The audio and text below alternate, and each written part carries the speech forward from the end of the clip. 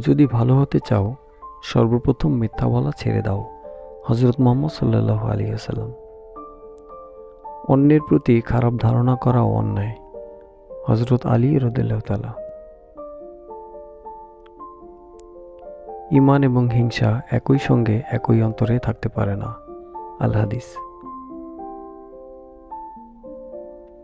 পাপ মানুষের জ্ঞান কেড়ে নেয়, অর্থাৎ সে যা জানত তা ভুলে যায়।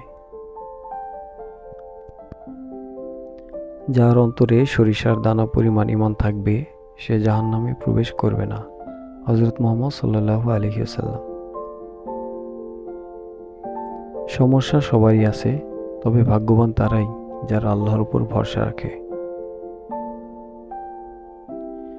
কারো উপর রাগান্বিত হবেন না, নিজেকেও অন্যের রাগের কারণ হতে দিবেন না।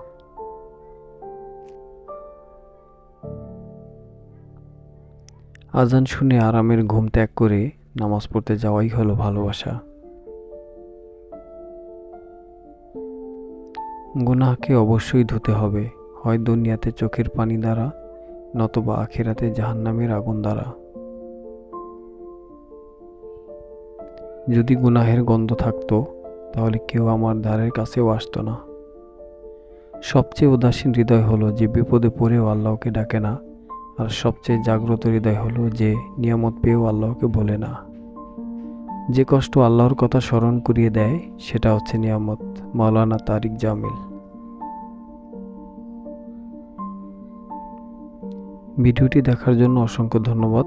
এরকম আরও সুন্দর সুন্দর ভিডিও পেতে আমাদের চ্যানেলটি সাবস্ক্রাইব করে পাশেই থাকুন। আপনার ইহকাল এবং পরকাল সুন্দর হোক। আসসালামু আলাইকুম ওয়া রাহমাতুল্লাহি ওয়া বারাকাতুহু।